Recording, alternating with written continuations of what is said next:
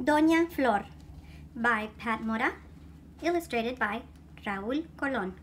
A tall tale about a giant woman with a great big heart.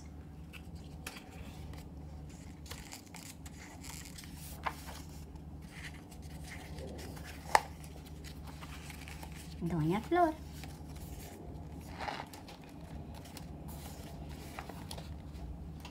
Every winter morning, when the sun opened one eye, Doña Flor grabbed a handful of snow from the top of a nearby mountain. "Brrr," she said, rubbing the snow on her face to wake up. Long, long ago, when Flor was a baby, her mother sang to her in a voice sweet as river music. When Flor's mother sang to her corn plants, they grew tall as trees, and when she sang to her baby, her sweet flower, well, Flor grew and grew too. Some children laughed at her because she was different. "Mira, look, Bigfoot," they called when she walked by. "Flor talks funny," they whispered, because Flor spoke to butterflies and grasshoppers. She spoke every language, even Rattler. But soon, Flor's friends and neighbors asked her for help. Children late for school asked, "Por favor, Flor, could you give us a ride?" She took just one of her giant steps and was at the school door. Of course, the escuela shook and the windows rattled.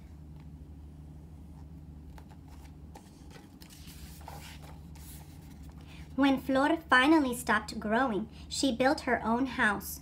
Una casa big as a mountain and open as a canyon. She scooped a handful of dirt and made herself a valley for mixing clay, straw, and water. She added some estrellas. The stars made the adobe shine. When she worked, Flor sang, and birds came and built nests in her hair.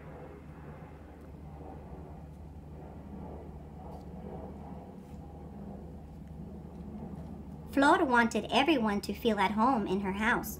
"Mi casa es su casa," she said to people, animals, and plants, so they knew they were always welcome. Everyone called her Doña Flor because they respected her.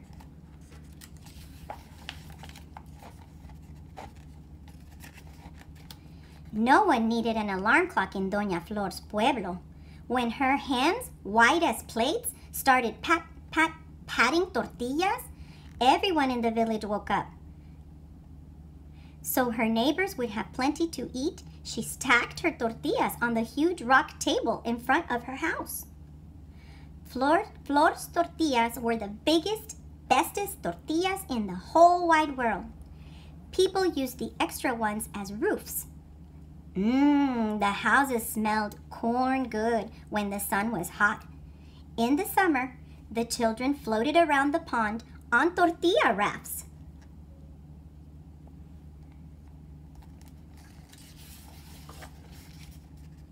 One warm spring day, while a family of lizards swept her house, Doña Flor brought out her stacks of fresh tortillas. Nobody came.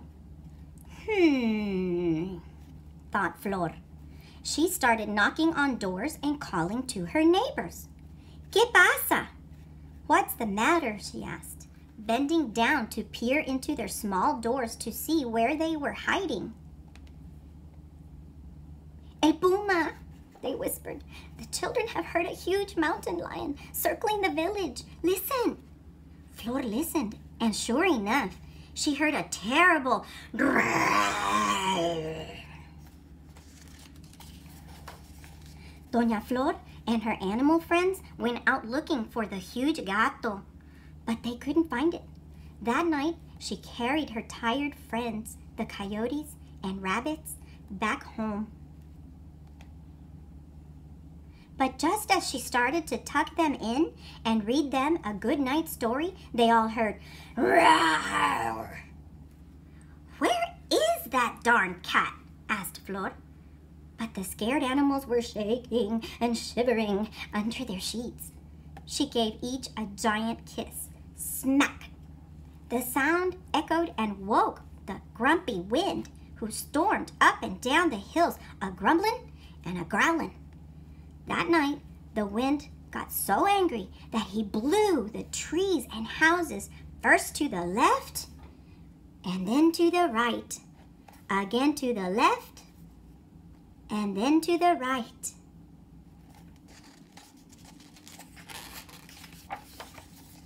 Now, Doña Flor liked her sleep, so she wasn't smiling when she heard the wind spinning round and around the village. Together, the wind and the giant cat roared all night, and nobody got much sleep. As the sun rose, Flor's neighbors, shaking at the commotion, peered out their windows. Tired-looking Flor was giving that wind a big hug to quiet him down. Then she started her morning chores. Doña Flor had work to do, but first she looked around the village. Where were her neighbors? Then she heard, "Rawr! Rawr!" Flor stomped off to find the puma that was bothering her amigos. Exhausted by afternoon, Doña Flor still hadn't found that cat. So she sat outside the library for a rest. She was too big to fit inside, so she just reached in the window for books. You see, Flor was probably the fastest reader ever. Why, she could read the whole encyclopedia in 5 minutes. She liked to sit in the shade and read stories and poems nice and slow to the children and animals that climbed all over her soft body. Today she called, and finally the children came, but they were scared. What can I do to cheer my friends up, wondered Flor as she saw their frightened faces. She thought and thought. Now, Flor knew that her village needed un río, a river. So to make her neighbors happy, Doña Flor scratched a new riverbed with her thumb. When the water trickled down the stones for the first time, Flor called out, "Just listen to that. Isn't that the prettiest sound you've ever heard?" She smiled, and her smile was about as big as her tortillas. But today her neighbors could barely smile back. They were too worried about the mountain lion. And sure enough, suddenly there was a terrible roar. Roar. That's it, thought Doña Flor, and again she stomped off to look for the giant puma, but she still couldn't find him. She went home to think and work in her garden. It was like a small forest on the edge of the pueblo, a tangle of poppies, morning glories, roses, luscious tomatoes, and chiles. Whatever she planted grew so fast you could hear the roots spreading at night. Her neighbors used the sunflowers as bright yellow umbrellas. She gave the school band her hollyhocks to use as trumpets. The music smelled like spring. My plants grow that big because I sing to them like my mother did, Doña Flor told the children when they came 3 at a time to carry home an ear of corn. But today, the children ran home when they heard "Roar!" The sound rattled all the plates in the pueblo. Flor's neighbors' teeth started rattling too. Where is that big monster gato? Doña Flor wondered. The smell of roses helped Flor think, so she went inside and took a long, hot bubble bath.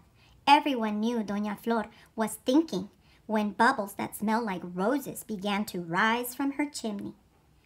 I know, thought Flor. I'll go to my animal friends for help. She stomped off again, and she started asking, because remember, she spoke every language, even Rattler. Go quietly to the tallest mesa, said the deer. Vaya silenciosamente a la mesa más alta, hissed the snake. Go quietly to the tallest mesa, whispered the rabbits. Knowing that animals are mighty smart, Doña Flor followed their advice. She walked very, very softly up to the tallest mesa. She looked around carefully for the giant cat. Then right near her she heard, "Roar! Roar!" Flor jumped so high she bumped into the sun and gave him a black eye. Flor looked around. All she saw was the back of a cute little puma. She watched him very quietly. Doña Flor began to tiptoe toward the puma when all of a sudden he roared into a long, hollow log. The sound became a huge roar that echoed down into the valley. Now, the little puma thought the loud noise was so funny that he rolled on his back and started laughing and laughing until he saw big Doña Flor.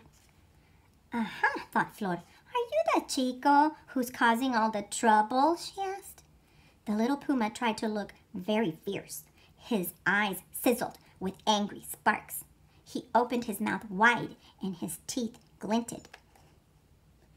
He roared his meanest roar. He growled. But without the log, the growl wasn't really very fierce. Doña Flor just smiled at that brave cat and said, "Why, you're just a kitten to me, Pumito." And she bent down and scratched that puma behind the ears, and she whispered to him in cat talk until that cat began to purr and purr. Pumito began to lick Flor's face with his wet tongue. Suddenly Flor heard a new noise. "Doña Flor, ¿dónde estás?" "Where are you?" called her worried neighbors. Even though they were frightened, they had all come, holding hands, looking for her. "Meet my new amigo," said Doña Flor, smiling at her thoughtful neighbors. That evening, Flor plucked a star, the way she always did, and plunked it on the tallest tree so her friends in the pueblo could find their way home. She plucked una estrella to put above her door, too. Even the stars could hear Doña Flor humming.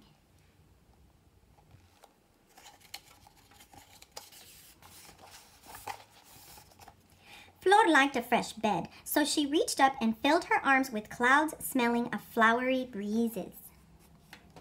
She shaped the clouds into a soft, deep bed and into hills of puffy pillows. Said Flor as she snuggled in the clouds. "Tonight, I'm very tired after my adventure with the giant cat." "Right, Pumito?" chuckled Doña Flor. All the animals snuggled down with her, and Pumito, stretched out over her big toes.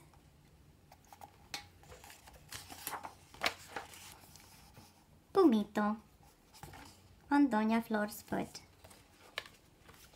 Doña Flor.